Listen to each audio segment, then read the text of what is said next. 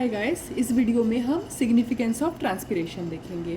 Okay, तो previous video में हमने ट्रांसपिरेशन के बारे में देखा था और हमने पोटोमीटर के पहले तक पढ़ा था। तो इस वीडियो में तब हम पोटोमीटर से स्टार्ट करेंगे। ओके, और सिग्निफिकेंस ऑफ ट्रांसपिरेशन को पूरा देख लेंगे आज। अब देखिए, अगर आपको पोटोमीटर के बारे में जानना है तो उसके पहले हमें ट्रांसपिरेशन के बारे में जानना पड़ेगा। ओके, और ट्रांसपिरेशन हमने प्रीवियस वीडियो में डिस्कस किया है, तो आप प्रीवियस वीडियो चेक कर सकते हैं चैनल में। ओके, तो चलिए अब हम देखते हैं कि पोटोमीटर, ठीक है, पोटोमीटर होता क्या है। तो पोटोमीटर देखिए जैसे लिखा है, वो एक अपैरेटस होता है, ठीक है, जो क्या करेगा, rate of water loss from a shoot under natural और आर्टिफिशियल कंडीशंस को मेजर करेगा। ये पूछता है कि पोटोमीटर हमारा क्या है, इसलिए ये इंपॉर्टेंट क्वेश्चन है। मतलब क्या है, इनडायरेक्टली ये ट्रांसपिरेशन को मेजर कर रहा है। मतलब जो हमारा rate of loss of water हो रहा है upper part of the plant या शूट में से, वो ये मेजर करेगा। तो ये ट्रांसपिरेशन ही होता है ना, ट्रांसपिरेशन का डेफिनेशन होता है, तो उसको मेजर करता है ये। ओके, तो ये हमारा पोटोमीटर है। अब आप देखिए, ध्यान से देखिए, हमने इसको अच्छे से फोकस किया है। देखिए ऐसे स्केल हमारा नहीं होता है 1 2 3 4 करके है, यहाँ पे एक बबल होता है। आप देखिए, तो जैसे जैसे ट्रांसपिरेशन होता है ना, ऐसे बबल का पोजिशन चेंज होता है। ओके, तो हम ये बबल देखते हैं। मतलब आप जब लैब में जाएंगे तो आपको बायो लैब में ही दिखाया जाएगा। गैनॉक्स पोटोमीटर होता है, तो पोटोमीटर दिखाया जाएगा। आप उसमें देखेंगे कि एक बबल होता है। देखिए 4 नंबर के यहाँ पे एक बबल है, ठीक है। अब देखिए जितना ट्रांसपिरेशन होगा उतना ये बबल आगे बढ़ेगा, उस हिसाब से स्केल का मार्किंग आप रीड करेंगे। ओके, तो आप ये देख सकते हैं कि क्या लिखा है उसका use. It is normally use to compare the rate of transpiration. तो देखिए, अगर एक ही शूट सोचिए, ये वाला शूट लिया आपने, ठीक है। अब कंडीशन अलग है, मतलब कहीं आपने ह्यूमिड एटमॉस्फेयर में लिया, फिर अलग अलग एटमॉस्फेयर में लिया, वहाँ आप ये रेट ऑफ ट्रांसपिरेशन मेजर करेंगे।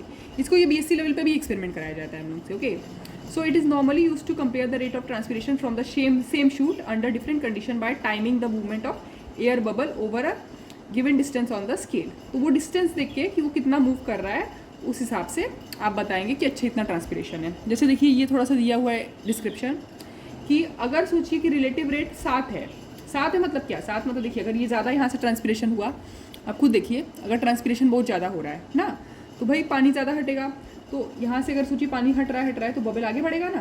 तो वही बात ये कह रहा है कि अगर सोचिए 7 है ना, तो इसका मतलब फास्टर रेट ऑफ ट्रांसपिरेशन। 5 उससे कम है तो नॉर्मल रेट, और 1 है मतलब स्टोमेटा ही क्लोज है। स्टोमेटा क्लोज मतलब कोई ट्रांसपिरेशन नहीं हो रहा है इसमें।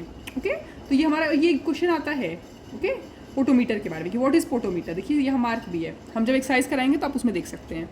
अब देखिए, हम आज की main topic significance of transpiration पे आएंगे। ओके, तो मतलब देखिए, कुछ भी फिनोमेना हो रहा है जो हमारे नेचर में या फिर हमारे साथ भी होता है, तो उसका सिग्निफिकेंस हम देखते हैं ना, कि मतलब फ़ायदा क्या है। ऐसा तो नहीं कि ट्रांसपिरेशन ऐसे ही हो रहा होगा, कुछ तो मतलब फ़ायदा करता होगा ना।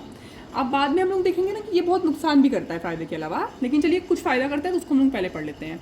तो पहली बात है ना, कूलिंग इफेक्ट। अब हमने देखिए प्रीवियस वीडियो में बताया था कि आप देखेंगे ना, जब हमको जब हम लोग बहुत खेल वगैरह, आप सोचिए खेलने चले गए, खूब खेल के आए एकदम, तो पसीना पसीना हो जाते हैं, फिर पंखे के नीचे बैठते हैं ना, तो क्या होता है, इवेपोरेशन होता है बहुत तेज़, तो हमें ना ठंडा ठंडा लगता है। तो ये वही होता है, ये ट्रांसपिरेशन में क्या होता है, कूलिंग इफेक्ट होता है ये। लेकिन लीफ के केस में होता है, क्योंकि हमारा पत्ती है सोचिए, उसके केस में हो रहा है।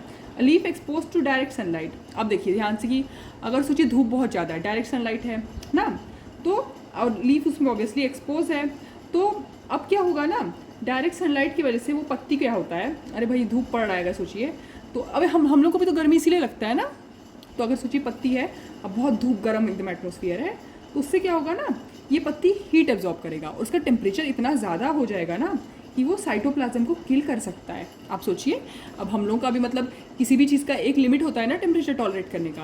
अब ऐसा तो नहीं कि टेम्परेचर बढ़ाते जा रहे हैं हम लोग बहुत अच्छे से, हम इवन हमारा ह्यूमन बॉडी, तभी हम लोग को फीवर होता है ना, तो फीवर से कभी कभी डेथ भी हो सकती है, क्योंकि क्या होता है, हमारे एंजाइम्स डीनेचर हो जाते हैं। आपको ध्यान में रखना है, ओके, कि ये साइटोप्लाज्म को किल कर सकता है। ओके, तो अगर सोचिए वाटर इवेपोरेट हो रहा है, अब सोचिए कि यहाँ पे अगर सोचिए ट्रांसपिरेशन हो जाए, तो वाटर है वो जब इवेपोरेट हो रहा है ना उस पत्ती से, तो लेटेंट हीट को एब्जॉर्ब, मतलब हीट को एब्जॉर्ब कर लेता है और लीफ को ठंडा कर देता है, कूलिंग इफेक्ट देता है। तो ये बहुत ज़रूरी है ना। नहीं तो साइड, अगर ये सोचिए मैकेनिज्म नहीं होता ना, डिफेंस मैकेनिज्म, अगर ये नहीं होता तो हमारी मतलब जैसे प्लांट मर जाते तुरंत ही।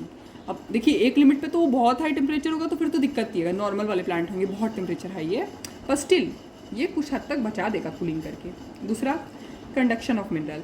हमने ये एसेंट ऑफ सैप पढ़ा था ना, तो कंडक्शन ऑफ मिनरल क्या था, हमने देखिए सोचिए, हमने ये पूरा अच्छे से डिस्कस किया। आप देख सकते हैं, अगर आप सोचिए ये हमारा रूट है, ये हमारा प्लांट है जिसमें ये पत्ती है, ठीक है। तो ये क्या करता है ना, ट्रांसपिरेशन की वजह से, देखिए ट्रांसपिरेशन से एक सक्शन प्रेशर क्रिएट होता है। सोचिए कि एक पत्ती में से एक, अगर सोचिए एक बूंद अगर सोचिए वाटर वेपर वो निकला, तो कैपिलरी एक्शन से दूसरा वाला ऊपर जाएगा, तो करते करते नीचे से जो रूट में हम पानी दिए होते हैं ना वो पूरा ऊपर चढ़ता है। तो इस प्रोसेस में वो पूरा मिनरल को कैरी कर लेता है। ठीक है, देखिए transpiration helps in carrying minerals absorb by the roots to all the parts of the plant along with the water column. पानी के कॉलम के साथ पूरा कंडक्शन ऑफ मिनरल होता है रूट से लेके, इंपॉर्टेंट बात है। तीसरा ascent of SAP, ascent of SAP या कंडक्शन ऑफ सैप, ये भी हमने अपने प्रीवियस वीडियो में डिस्कस किया, आप जाके देख सकते हैं। ओके, तो ये क्या करता है ना, यही तो एसेंट ऑफ सैप है। ये जो ट्रांसपिरेशन पूल है, मतलब जो सक्शन प्रेशर क्रिएट कर रहा है, एक बूंद सोचिए कि धूप आया, एक बूंद वाटर मॉलिक्यूल चला गया, तो ऐसे कैपिलरी फोर्स से चढ़ते चढ़ते पूरा अपवर्ड जाएगा वो, रूट से लेके प्लांट के पूरे टॉप पोर्शन पे। ये हमारा एसेंट ऑफ सैप होता है। ठीक है, लेकिन देखिए होता है ना कि हर सिक्के के दो पहलू होते हैं, तो अगर जिसका एडवांटेज है उसका डिसएडवांटेज भी होगा। तो देखिए डिसएडवांटेज क्या है कि ये बहुत सारा एनर्जी इसमें लॉस हो जा रहा है। आप सोचिए ना कि अगर पानी को आप सोचिए यहाँ से लिफ्ट कर रहे हैं, तो भाई एनर्जी है ना, उस प्लांट का बहुत सारा एनर्जी वेस्ट हो जा रहा है। ठीक है, और इससे क्या हो रहा है, एक्स्ट्रा देखिए एक्स्ट्रा पानी तो लॉस भी हो रहा है ना ट्रांसपिरेशन से। ऐसा तो नहीं कि भाई लॉस नहीं हो रहा है, वो तो लॉस है पानी का जो हम लोग लिफ्ट कर रहे हैं, वो लॉस हो जा रहा है, तो एक्स्ट्रा लॉस भी हो जा रहा है। ठीक है, इस वजह से क्या है, शेडिंग, मतलब कई बार पत्ती गिर जाता है। ओके, या विल्टिंग हो जाता है। भाई पानी अगर सोचिए निकल गया, ट्रांसपिरेशन बहुत ज़्यादा हो गया, पानी निकल गया, तो पत्ती तो विल्ट करेगा, ऐसे विल्ट कर देगा।